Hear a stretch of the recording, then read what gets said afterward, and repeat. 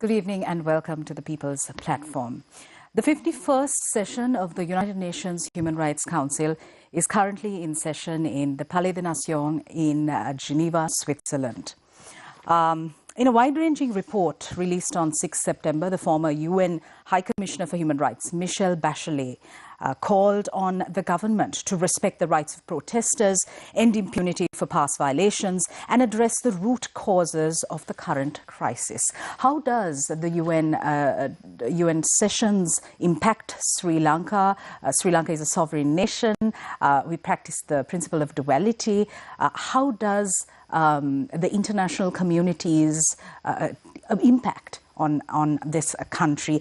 To find out, we've invited to our studios a guest who worked as the advisor to late former Foreign Minister Mangal Samaravira and was the spokesperson for President Chandrika Kumaratunga, Mr. Harim Peiris. Good evening and welcome to the show. Good evening, Sonali. Thank you. My pleasure to be here this evening. Mr. Peiris, let's set the stage. The UNHRC session, the 51st session, is ongoing at present in Geneva.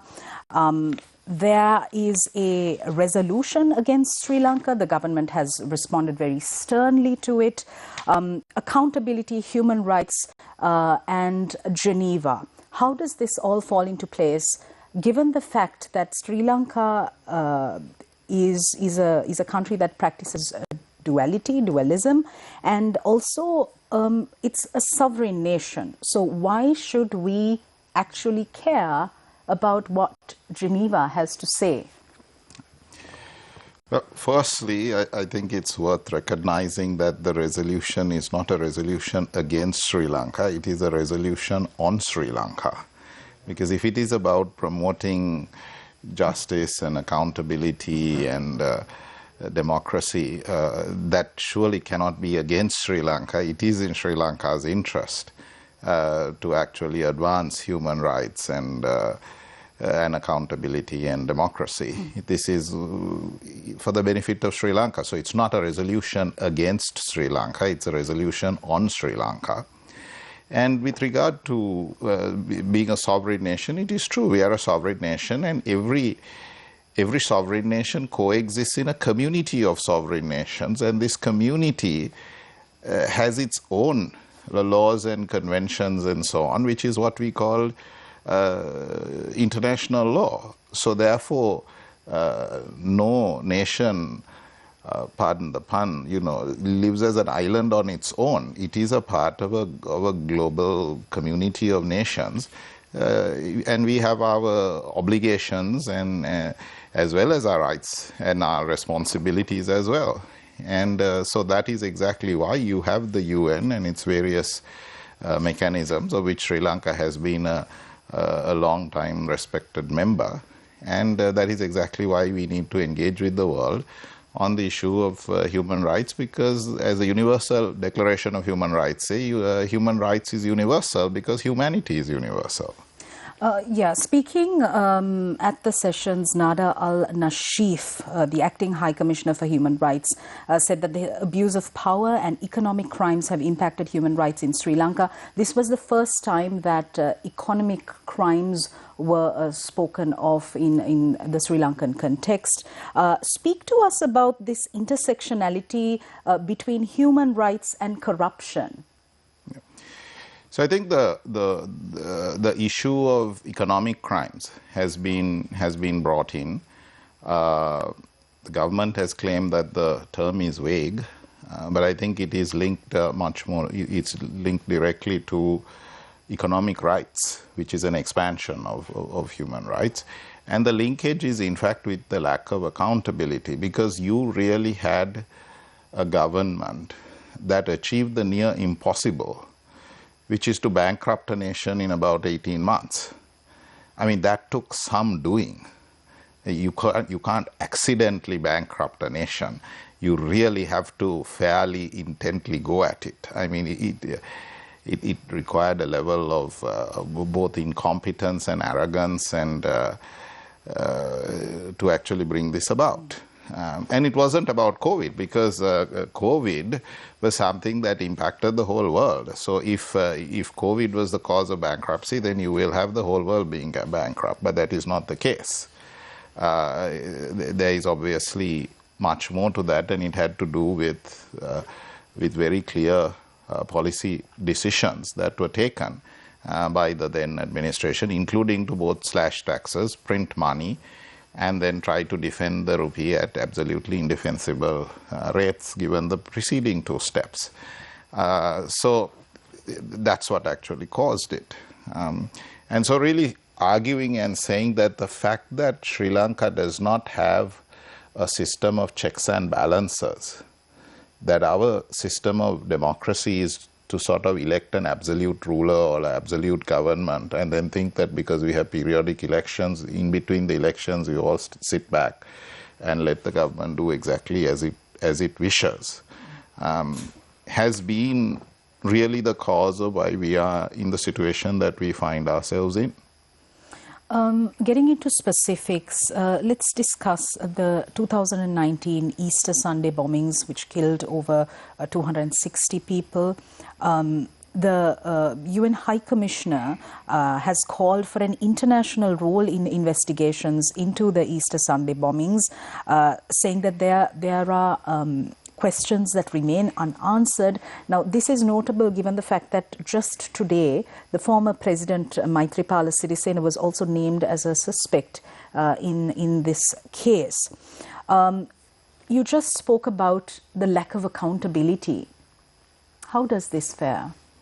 I think the Easter Sunday bombings would be is yet another instance when Sri Lanka really needs to recognize that we do need to domestically act, if you like.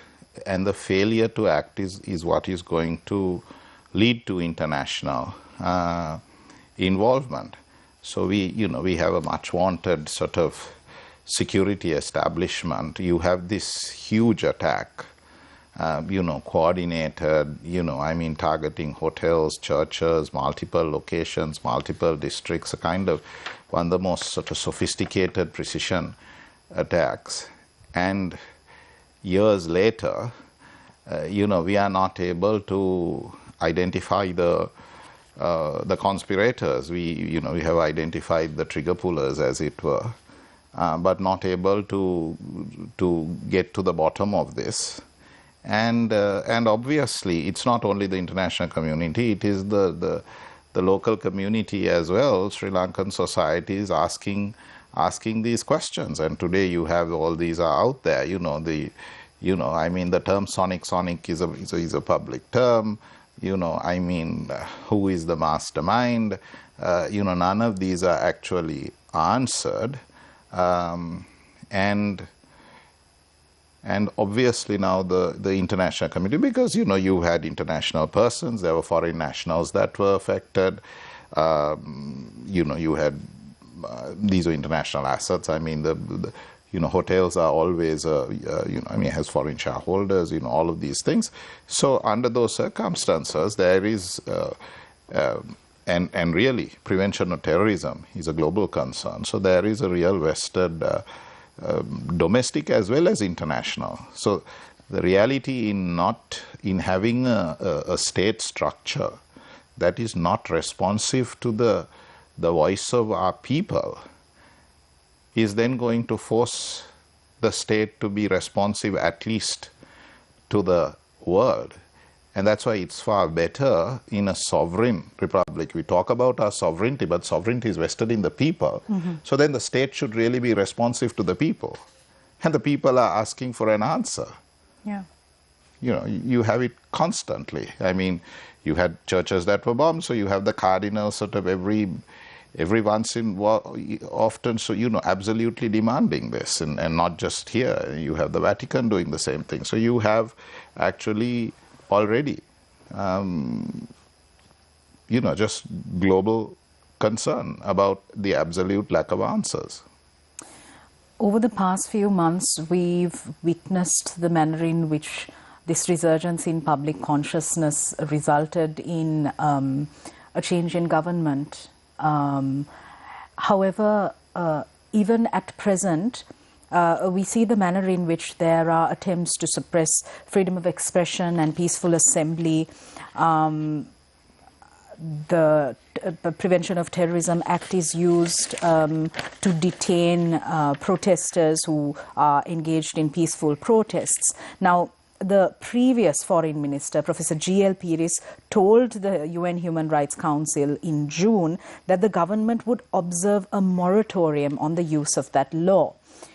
However, at present, we see the manner in which this draconian piece of legislation is sort of used to suppress people's freedoms unjustly. Exactly. Before we get to the PTA, I think it is worth talking about the Aragalaya, because the Aragalaya was, by and large, peaceful. Now, you did have the events of the 9th and the aftermath and so on. And certainly the loss of life and property is to be condemned. But generally what was going on was a largely peaceful protest, certainly by Sri Lankan standards, sort of Sri Lanka, which has experienced sort of civil war and, July 83 and, sort of Alutkama and Digana and all of these things, periodic riots, and the Aragalaya was remarkably peaceful. And yes, there was a sort of storming of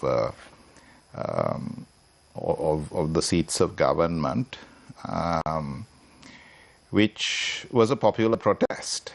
And so really now going after the protest leaders on the basis that, you had done sort of criminal trespass or something like that, is, let me put it this way, it is at least a change on the part of His Excellency the President, who when he became Prime Minister first said the Aragalaya will have the freedom to go on, said we will establish a website to engage with them, said we're sending my advisors to dialogue with them.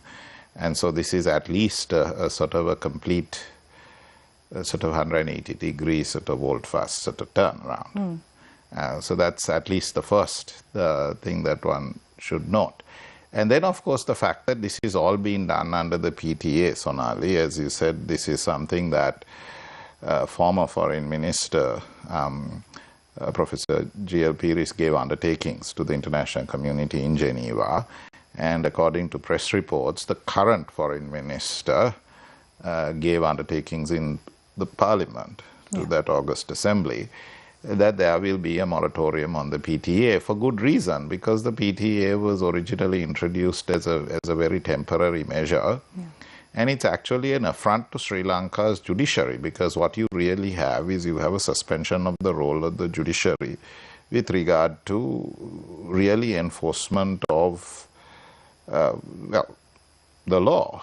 And you take to the executive arm of government the right to arrest and detain individuals. And really what is currently happening is you are doing that to political opponents, because if you look, the Aragalaya were political opponents. So you are now using the PTA not against terrorists, but you are actually doing it against student activists and so on. So where is the justification? And you can go around completely saying one thing and doing something else locally, and maybe covering up through the ownership structures of the popular press or whatever it is, and clamping down when the social media activist tries to raise these issues. But you can't do that internationally. Internationally, when you give undertakings, be that undertakings given by President Mahinda Rajapaksa to then UN General Secretary Ban Ki-moon, that there will be accountability. Be that undertakings given by former Foreign Minister G.L. Pires to the UNHRC on behalf of Sri Lanka, that there will be a moratorium on the PTA, and it is not only for that, even to the EU and for us, sort of GSP plus and all of these things. It has, clearly the the PTA was scheduled to be actually replaced with a counterterrorism act that meets international standards, and the fact that you have not done so and that you are very enthusiastically using this really against democratic opponents of the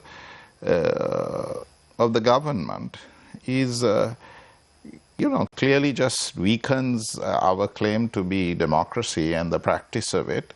And even if this is not questioned in the local media, or if it is brushed aside or threatened or whatever, unfortunately the kind of tactics that work locally are not working internationally. And that's one of the things that the Gotabaya Rajapaksa regime never realized.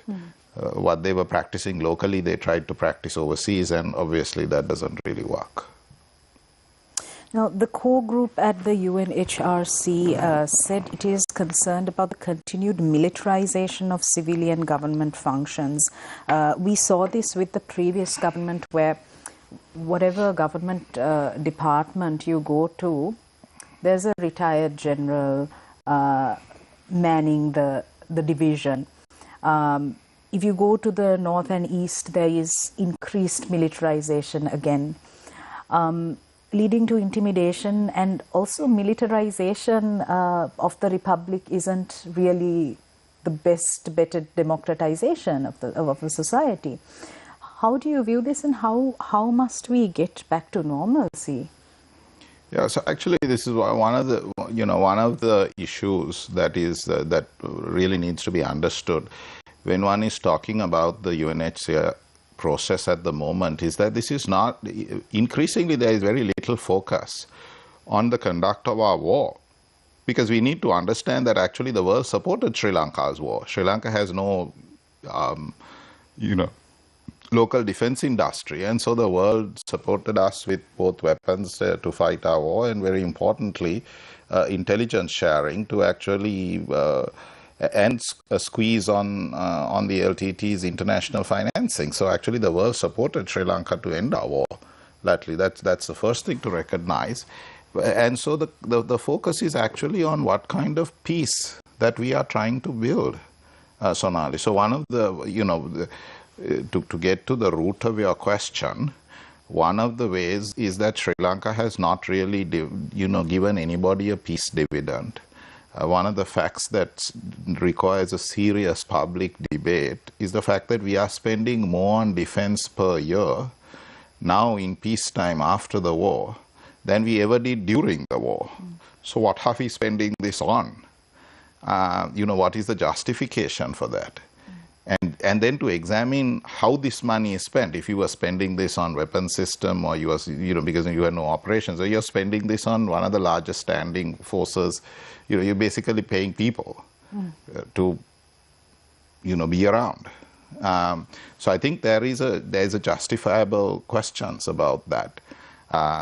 Questions about what is the security threat, the nature of the threat that and so what's the force we need, because do you really need, are you next going to fight a sort of conventional type of Second World War kind of battle, which is how our military is actually geared to, rather than towards security threats, because after all, with all the security establishment, we couldn't stop the Easter attacks. Not only could we not stop it, we can't even answer who did it.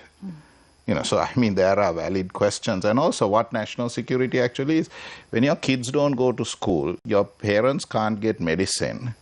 And this is what Tharagale was saying. And you're starving, you're pregnant and lactating mothers are lacking nutrition, and you have, malnutrition now affecting, what is it? According to the local UN agencies, which is reported in the UNHRC statements, 30% of our population, 40% of our population, 50% of our population. What is the security needs of, what's the national security needs of a starving, malnutrition, malnourished, under-educated sort of subpopulation?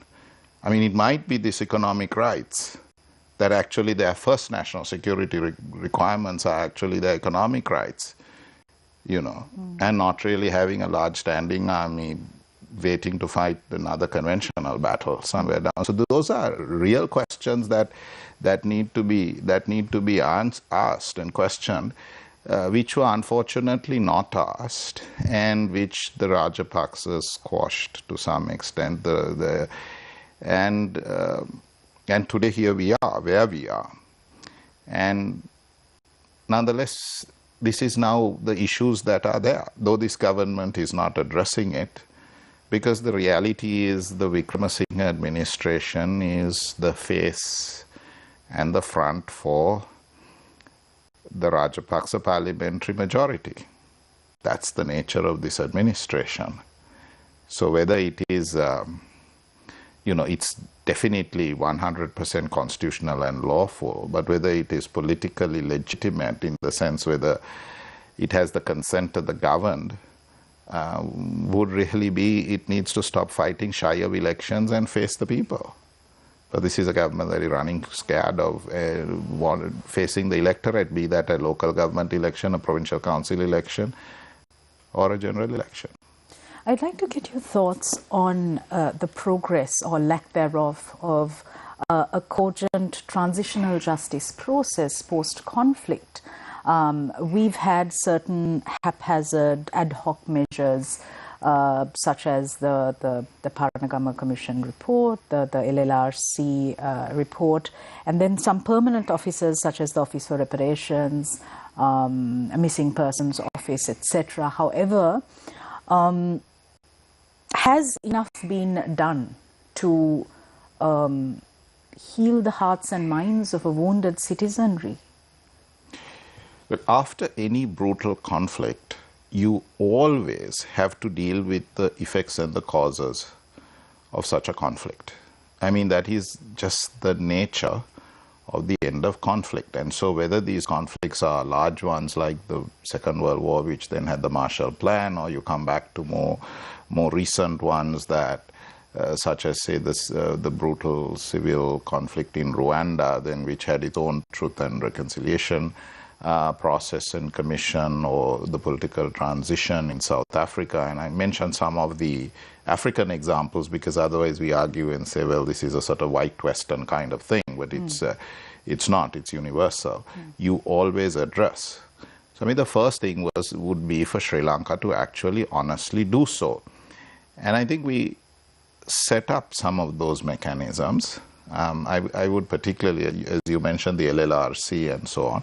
And one of the big issues is that we set up these commissions and then really lack the political will to implement their recommendations. So the commission buys us some time, but it actually only goes subsequently to highlight what hasn't been done, because now you have a whole series of recommendations and so forth that just tells domestically you haven't done these things. And, you buy yourself some time, but down the road, you're actually worse off. Because now it's not just, well, you haven't done anything, but actually everyone can be very specific and say, well, you haven't done these things. So you really have not. And then when it comes to, you mentioned a couple of these progress measures. And I certainly think the Office of Missing Persons as well as the Office of Reparations were two important steps forward. Unfortunately, with a lot of these things, it's how they have functioned. So certainly, particularly the Office of Missing Persons, OMP, functioned very well at its start under the leadership of President's Counsel, Salia Pires, who is now the chairman of the Bar Association, the president of the Bar Association. Unfortunately, thereafter, in fact, with the change of government, you sort of appoint people there almost for the express purpose of sort of bringing this to a standstill. And then you don't function, so you can point to these institutions, but when you actually then look at its functionality and look at its performance, you actually see that it hasn't. So it's not having the structure, but also how the structure works. And you can keep sort of making these arguments locally, and after a time people are either scared, bored or tired and don't argue. But internationally that just doesn't work. International system and interest happens slowly, but they do grind forward in a certain direction. And so the world is watching. You cannot really say something and then choose to completely just not do it subsequently. So the world is watching the fact that we haven't done these things. And the answer for Sri Lanka is clearly to take our own domestic measures. So I actually agree with everyone who says that we should do our own thing. It is when you don't do it, or you do the complete reverse, that you, so, come to, you said the restorative justice. So let's get to even retributive justice. Restorative justice is very important. I think that's actually the emphasis, Yeah. But if we even look at a few things like, let's take on the, take one of the few instances when Sri Lanka's, that a successful prosecution was actually the incident of Sergeant Sunil Ratnayaka. Okay. And here was a man who was convicted of killing children cold-bloodedly, not in the heat of combat, but way behind the lines in sort of Jaffna, which had been liberated by, in the 90s. And he was in fact just doing sort of sentry duty, or not even particularly sentry duty, to people that had been chased off their lands or relocated from their private lands and allowed to come back and just visit their property. And this was a family that was just coming back to visit their family. And he kills the kids, puts their bodies in a toilet. And actually this winds up through our own judicial process. And to our credit, because first investigated by the military police, then by the Sri Lanka police, convicted by a high court, appealed to our appeals court, appeal dismissed by the appeal court, automatically gone up to the Supreme Court, and the conviction held up in the Supreme Court. And then finally pardoned. So when that is how you actually act with regard to your domestic process, then obviously this is going to raise questions internationally.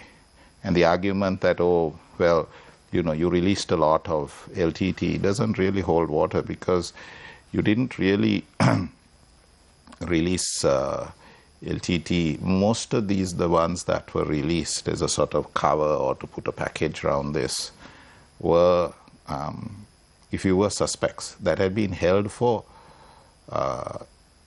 decades under the PTA. And there were very few, in fact, the only people actually who were convicts who were released, every convict who was released, and there were a few convicts that were released, were all those whose sentences of, couple of decades, because sentencing also under the PTA is quite long and harsh, was going to lapse within a year, which is not the case for Sergeant Ratnayaka, who was, who had just been sort of, had his last Supreme Court appeal withheld and was, in fact, facing the bulk of his term. So you can't really more or less release people who are going to finish serving their terms anyway and then say, because of that, we are going to do this. But I mean, I just give that as an emblematic case to say that our domestic processes, when it so badly malfunctions, you then open the door to international. And these are issues that we need to really discuss, and they're not really discussed domestically, because you sort of have this, I don't know what you want to call it, but this sort of clamp down and sort of pervading sense of either fear or self-censorship or whatever it is. As I said, as somebody who has been, on the sort of diplomatic circuit, it's not something that works internationally. You cannot go around. No international feels threatened to ask these questions and to raise these issues and to make these in their reports. And therefore, you will find this process going forward. We're going for a short commercial break. We'll be right back.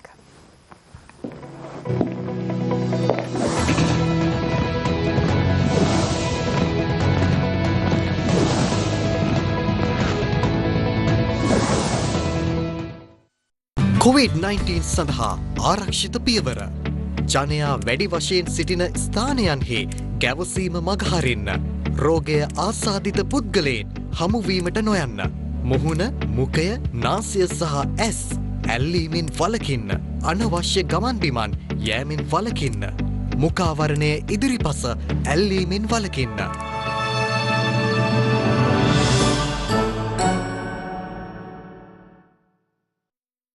කතාවයි ක්‍රියාවයි අතර වෙනස අහවර නොවන මෙහෙවර ජාතික මෙහෙවර මේ තියෙන කෘෂිකර්මාන්තයේ ප්‍රශ්න පහුණාට කමක් නැහැ ගොවිතැන් කරන්න අපි වන්දි දෙනවා වීවල ඉහළ මිලක් දෙනවා ලෝකෙ නැති කතන්දර හිටපු ඇමතිවරු කිව්වා ලෝකෙ කිසි රටක කෘෂිකර්මාන්තය අඩාල වෙලා නැහැ චීනය ජපානය වගේ රටවල ගොයියට සහන ක්‍රම දීලා ඒ ගොයියා ගොවිතැනෙන් ගලවගෙන තියෙනවා ඔබේ ආගම රට මේක තිබ්බොත් ඔබ ජීවත් වේ අපි බොහෝ දේවල් ක්‍රියාවට නැංගිය යුතු කාලය ලැබිලා තියෙනවා හැම කෙනෙකුටම පුළුවන් ටුවරිසම් වලට දායක වෙන්න. ලංකාව වටේට මුහුද තියෙනවා. ලංකාවේ කිසිම තැනක විදේශිකයෙකුට කන්න සී ෆුඩ් එකක් නැහැ. වැඩකට ඇති කතාබහක ඉඩකඩ සතිය දිනවල උදෑසන 10:00ට TV1 ඔස්සේ.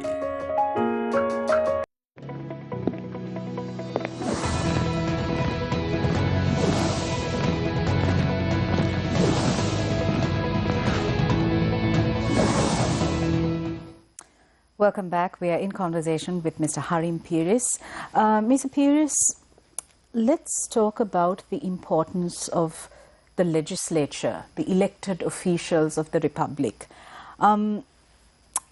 The quality of those we elect. There's a saying that the parliamentarians are a reflection of the society that they represent. In the current parliamentary setup also, we see individuals who have litigation, problematic criminal action against them. This is notwithstanding the fact that there was this aragale across the country which demanded better quality representatives in parliament. It almost feels as though the joke is on the people. How do we reconcile this? Yeah, I think it's interesting. I mean, that the president has spoken of electoral reforms because I think one of the aspects of that that provides us with the kind of representatives we have is that our representatives are forced to sort of contest elections on the basis of something that's almost impossible to do, which is actually, connect with voters across a whole district. So you had people who were earlier having to sort of nurse their constituency, having to nurse a district. And I think that is what has resulted in the level of money, the type of person that comes in, and so on. So certainly, there has been arguments for a system change, for electoral reform, but I would really say sometimes when we just talk of the individuals and the people, it is avoiding the real issue, or a more serious one, which might be that you also have a system problem, so that it is not just the people. Because if you look at, it's not just, I would think, the quality of the legislatures, but their role and function. You devalued parliament by actually making Sri Lanka not just semi-presidential, but almost an absolute presidential system. I mean, the Sri Lankan system is pretty much to once every 5 years to elect an absolute ruler, with a cabinet that is a rubber stamp and a parliament also, once they have a large majority, that pretty much really now is certainly trying to be more assertive and so on, but it's also given the role and function has been reducing, and this is why, hence the argument, perhaps you abolish the executive presidency and actually embed the executive much more within the legislature and so on. So I don't think it is only the quality of the people, but it is also the system. Resurrecting Sri Lanka from this economic sort of economic issue that it is currently in, how must it be done? Do you think that the current way of going about it is all right? I think with regard to the approach, what more must be done, basically? I think there has to be a clear focus on the fact that our people are hurting, and there needs to be a social safety net for those that are least able to bear up the current situation and also the cost of this moving forward. The other is probably, oddly enough, to pick up the pace on some of these things, particularly maybe the restructure on some of the state-owned enterprises and so on. But I would also say that I think one of the problems is that, particularly when it comes to the business interests that are basically backing what I would call the UNP-SLPP alliance, which is really what it is, or the Ranil Rajapaksa political combine. The business interests that are promoting this are scrupulously trying to take out political reforms. Perhaps with the exception of electoral reforms that is being talked of, or that was just mentioned. But, sort of the system change or some of these, real political reforms. And the reality is, it must be recognized that we have an economic problem today because we have bad politics. And that is what the UNHRC report says. You have a lack of accountability. You have a lack of checks and balances, and then therefore you have really bad policy that leads us down this path. So therefore you actually need the political reforms to really give you guarantees of non-recurrence. Because otherwise you can have another lunatic come in a couple of years and bankrupt the country once again. So you absolutely need to have these, and also to sort of question and see. Take for instance the independence of the central bank. So when you had just revolving seats between a state minister becoming the governor, printing money, so you have a non-independent central bank. And so it's really to recognize that bad politics resulted in where we are at. Take even the decision to pretty much run down foreign reserves to zero. Before, if it wasn't for the Aragale, without really saying, okay, we won't repay the last bit of debt, and instead we are going to import some essential foods, medicine, and so on. All of this is bad politics. At the same time, let's take, for instance, we turned down, today you are sort of accepting 60 million, seem to be 16 to 220 million of USAID assistance. We turned down $500 million grant from the Millennium Challenge Corporation, mostly to do up some of the roads and the highways and some land titling reforms. This was a grant. This is not an expensive, yuan-denominated loan. This was a grant. We turned it down. We turned down 500 million. You're talking now about inviting investment into the port city. We turned down $500 million investment into the East Container Terminal. These are politics. This is bad politics that led to this. Today you're talking to the IMF. What was the former governor going around saying? Look at all his quotes, the former governor of the central bank, the Rajapaksa nominee. We will never talk to the IMF. We will never talk to them. Why? Well, because in fact they will have the accountability and the anti-corruption measures and the insistence on proper procurements and so forth.